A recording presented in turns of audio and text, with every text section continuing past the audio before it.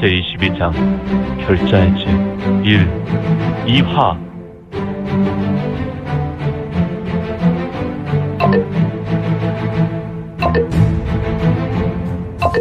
구독과 좋아요, 알림 설정 부탁드립니다.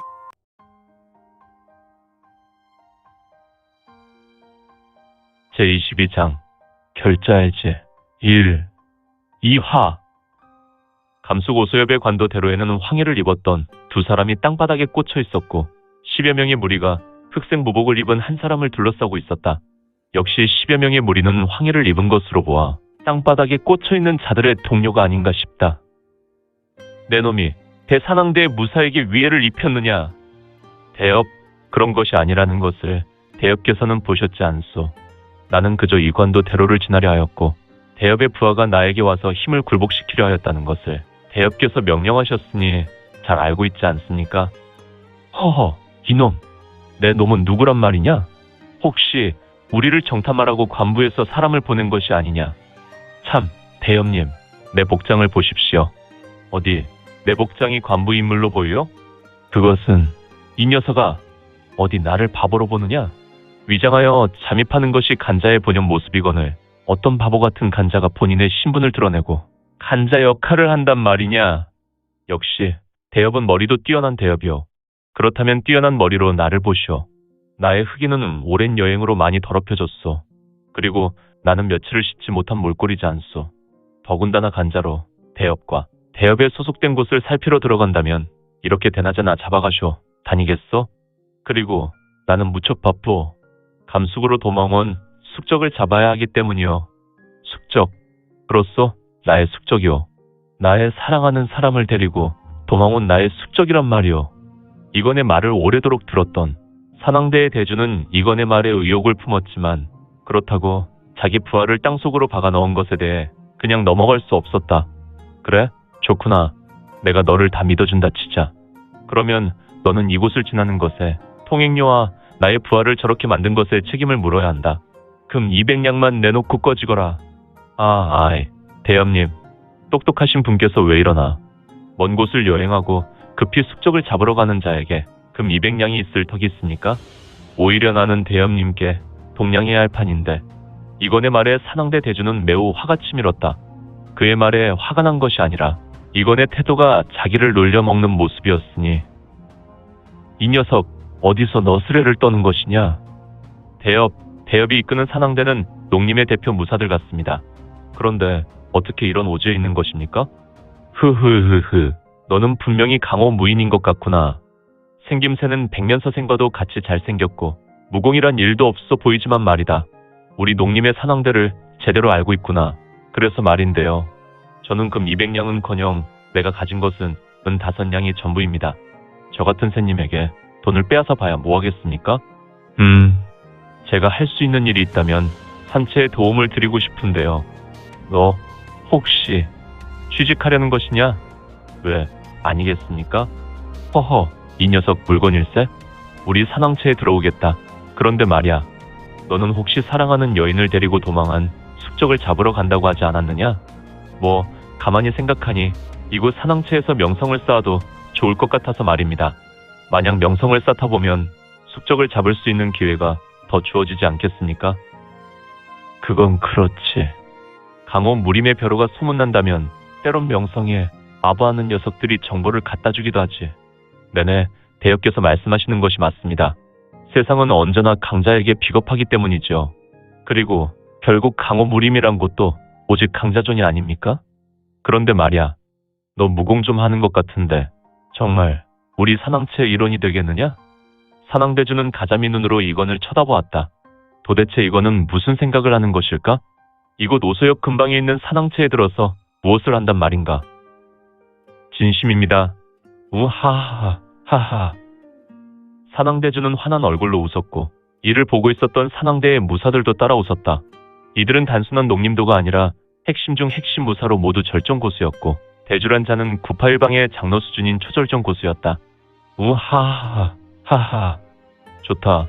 너는 우리 산왕대의 말단으로 드리겠다. 말단 말입니까? 내 녀석의 실력 때문에 말단이란 것이다. 너는 산왕채에 가면 우리 산왕대가 어떤 지위에 있는지 깜짝 놀랄 것이다. 우리 산왕체는 비록 감수괴지에 있지만 감숙성의 총체주가 우리 산왕체주다. 그분은 불과 2년 전에는 농림의 부대왕이었지. 호, 정말이옵니까? 녀석, 속고만 살았느냐? 하하하하, 그렇다면 저는 오늘 정말 횡재를 했지 뭡니까? 흐흐흐흐, 너는 확실히 횡재했지. 넌 산왕체에 가면 서열 10위이다. 산왕대의 말단은 모든 사람보다 위에 있지.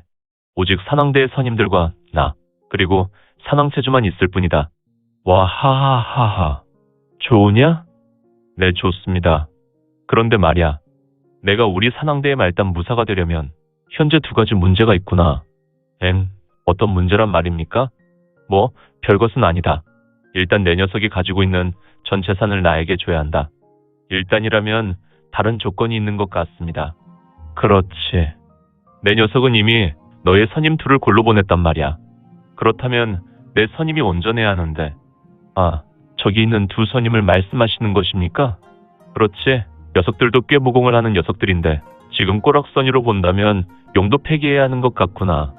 아닙니다. 고쳐서 사용할 수 있는데 재사용해야지 말입니다. 재사용? 그렇습니다. 사실 저는 수시적의 의원 노릇도 했습니다. 저에게는 매우 뛰어난 영단이 있습니다. 그래? 잘 보십시오. 저벅, 저벅, 저벅. 이거는 천천히 걸어가서 자신이 땅바닥으로 꼬라박은 2 녀석에게로 갔다. 녀석들은 하늘을 보고 대자로 뻗었다. 녀석들의 머리는 약간 부어올랐는데 아무래도 이건에게 엎어치기 당할 때 땅에 머리를 박았던 것 같았다. 이들은 조금 처량한 모습이었는데 녀석들 아주 골로 갔군. 2 녀석은 내 몸에 손을 무리하게 되었으니 염소똥을 먹는 것이 맞는구나. 녀석들 후후후후. 이거는 자기 가슴으로 손을 가지고 가서 복주머니 하나를 꺼냈다. 그리고 그는 그 복주머니에서 단약 같은 것을 꺼냈고 그는 얇은 종이에 싼 것을 2 녀석에게 먹였다. 그리고 그들의 목구멍으로 넘어갈 수 있도록 살짝 목을 쳐주었고 그는 웃으로 그들의 혈도를 두드렸다. 파팍파파파팍팍팍 파팍파파파팍팍팍. 2 녀석의 몸을 돌려놓고 엎어진 몸에 다시 혈도를 두드린다.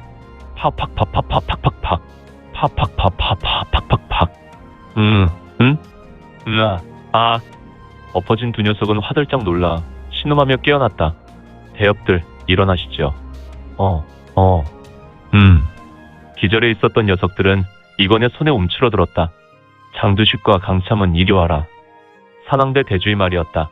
대주의 말에 2 무사는 벌떡 일어나 대주에게 달려갔다.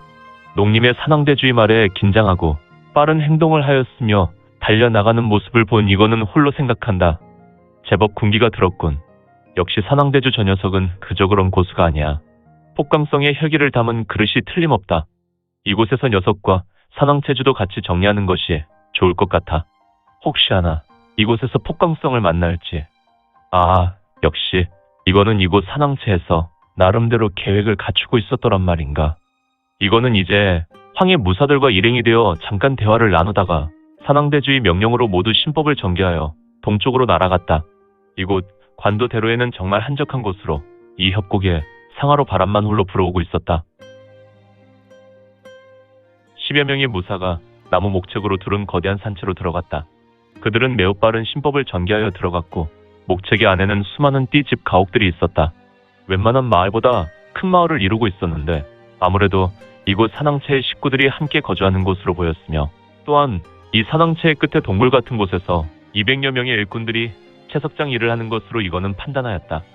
이거는 이곳 목책으로 이룬 성과도 같은 산왕체에 들어오자마자 불과 육신통과 같은 기감으로 산왕체 구석구석을 이미 완벽히 분석해내었으니 비록 폭감성은 아니지만 꽤 강력한 아수라 열기를 가진 2 녀석이 있군. 하나는 이곳 산왕체의 대왕 같은 녀석이고 하나는 누굴까? 아무래도 이곳 산왕체를 우리 영웅에 알려야겠군. 내가 신강마교를 나선 지 20날이 되었으니 그곳 마교는 대천마 가의 수가주를 도와 완벽하게 정리했겠지. 이제 이곳으로 와서 산왕체의 일을 정리하면 좋을 것이고 혈왕이 도와줘야겠구나.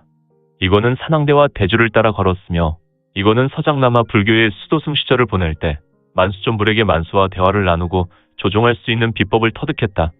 만수제어술로 이거는 혈왕에게 자신의 의지를 심어주었고 이에 이건의 가슴에서 붉은색 혈빛이 신속하게 튀어나갔다.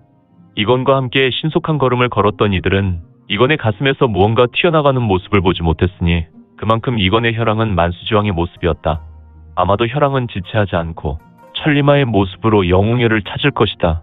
아무튼 이건은 산왕대주를 따르며 잠시 후에 이곳 산왕체에서 가장 크고 화려한 목조 건물로 들어갔는데, 하하하, 나의 충성스러운 산왕대와 산왕대주는 어서 와라. 크하하하. 목조 건물은 응천부의 대전과도 같은 구조였는데 좌우로 약간의 의자가 있었고 정면에는 각각 보좌가 3개 있었으니 그곳에는 매우 아리따운 여인이 좌측에 앉았고 가운데는 웬 돼지와 같은 덩치 큰 인물이 앉아 있었으며 우측에는 매우 균형 잡힌 중년 인물이 앉아 있었다. 그의 수염은 제법 중후해서 나름 신형이 돋보이기까지 했다. 하지만 그의 눈매는 매우 날카로워 주도면밀한 인물로 보였다. 중앙의 보좌에 앉아있는 자가 이곳 산왕체의 체주로 보였다. 그는 매우 비대한 인물로 그의 눈매는 탐욕스러웠다. 참, 녀석. 탐욕이 하늘을 찌를 듯하군. 과거의 주가 저런 눈빛이었는데 이거는 탐욕자의 눈빛을 보며 지난 세월 저 세상으로 보내버린 해주가 그의 기억에 주마등처럼 스쳤다. 허허, 세상의 탐욕자는 똑같은 눈을 가지고 있더란 말인가. 세상을 모두 삼킬 듯한 눈빛. 이러한 눈빛은 세상을 삼킬 듯한 아수라의 여러 눈빛 중 하나였다. 역시 저 녀석은 분명히 아수라 폭기를 가지고 있는 폭광성의 제일 노예가 분명하다. 다만 누가 저 녀석의 주인일까? 개방의 용주방주였던 신주의 폭기는 아니다. 분명 아니다. 이거는 산왕체 체주의 눈빛을 통하여 많은 정보를 얻고 있었다. 그런데 대주, 옆에 있는 녀석은 누군가? 처음 보는 인물인데. 네, 대왕, 오늘 새롭게 우리 산왕대에 들어온 아이입니다. 상당히 싹수 있는 녀석이라 대왕께 귀여움을 받을 수 있는 녀석입니다. 오, 그래? 난 또 얼굴이 매우 잘생겨서 대주가 좋아하는 취향으로 밤에 시간을 보낼 대왕. 흐흐흐흐, 알겠네. 암튼 자네는 남색을 좋아하지. 꼭 그렇게 확인 사살을 해야겠냐. 산왕대의 대주는 고개를 숙이고 속으로 체주를 욕했다. 그리고 그는 인상을 심하게 쓰고 있었다. 이런 대주를 보고 있는 이거는 속으로 고소했고 겉으론 매우 짙은 미소를 지었다. 어머, 대왕, 저 공자의 미소는 천하를 삼킬 듯한 미소이옵니다. 호호호호. 흐흐흐흐.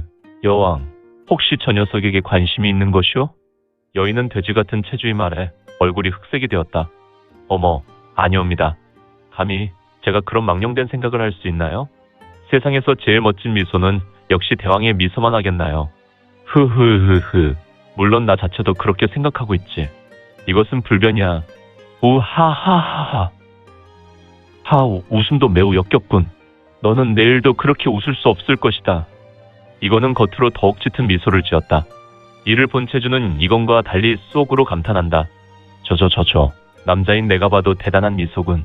천하를 삼킬 정도가 아니라 세상의 모든 여인은 저 미소를 보면. 이건을 보고 있었던 체주는 말을 잃고 있다가 그저 고개를 좌우로 저었다. 그래, 대주가 너를 산왕대 무사로 삼았는데 나는 반대하지 않는다. 그런데 너는 어디서 무엇을 하던 녀석이냐?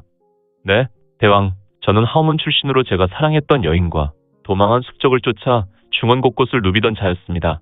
그래, 하우문이라면 하우문에는 인재가, 그곳 출신이면 내가 알기론 산왕대에 들만한 재주가 없을 것인데 대왕께서는 어떻게 그런 말씀을.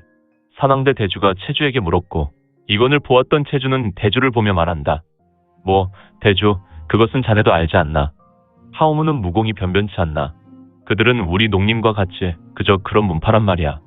오히려 우리는 산적 질을 통하여 여러 문파의 무공을 얻어서 세월을 통해 힘을 길렀지 않았나. 물론 시범을 보이겠습니다. 이건이 나섰다. 시범? 무슨 시범을 보인다는 것인가? 제가 산왕대 무사로 충분한 실력이 있다는 것을 말이죠. 흐흐흐흐. 그래? 그러면 내게 무엇을 보여줄 것이지? 그냥 시범을 보이면 재미가 없습니다. 지금 대왕께서 걸고 계신 것이 황금 목걸이로 보입니다. 중앙 보좌에 앉은 체주는 거대한 쇠사슬과도 같은 황금 목걸이를 하고 있었다. 이 자는 꽤 깊은 내가 공부를 가지고 있어서 그런지 황금 사슬을 목걸이로 하고 있었다. 이것을 말인가? 네, 그렇습니다. 제가 한 가지 기회를 보여드릴 것입니다.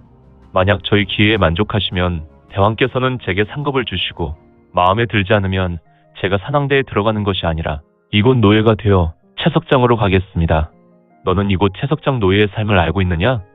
잘은 모르지만 이곳에 채석장이 있는 것을 알았습니다. 지금 채주께서 목에 걸고 계시는 것은 이곳 채석장에서 나온 것이 아닙니까? 어허, 녀석. 눈치가 매우 빠르구나. 좋다. 하지만 내가 걸고 있는 목걸이는 황금 3만 양 정도 될 것이다. 금 3만 양. 금 3만 양은 어른이 홀로 이것을 들지 못하는 무게로 대명 황제가 6개월은 사용할 수 있는 예산이라고나 할까? 강소성 응천부가 있는 곳에서 가장 큰 장원을 사고도 남는 금액이었다. 그만큼 채주가 목에 걸고 있는 금은 상당한 금이었으니 채주는 자기 목에서 꽤 큼직한 금목걸이를 목에서 빼서 이건을 향해 던졌다. 휙. 흐흐흐흐. 너는 내 목걸이나 받을 수. 허. 채주의 지무전에 있었던 모든 사람은 이건의 신의에 대경했고 심지어 어떤 이는 입까지 열고 침을 흘리고 있었다. 허허. 이건은 아무렇지 않게 거대한 사슬과도 같은 목걸이를 받아 들었는데 그는 단순하게 웃으는 뒷짐을 지었고 좌수로 목걸이를 새끼줄과도 같이 아무렇지 않게 돌렸으며 그는 마치 바늘귀에 끼는 실과도 같이 거대한 목걸이를 아무렇지 않게 아이들 장난처럼 돌리고 있었으니 휙휙 휙휙 휙휙 휙. 오늘 준비한 내용은 여기까지입니다. 앞으로 우리 민지원의 매거진은 신무협 소설과 더 많은 부동산 정보를 같이 공유하고자 합니다. 계속해서 많은 성원 부탁드립니다. 그러면 오늘도 세상에서 최고로 멋진 하루 되세요.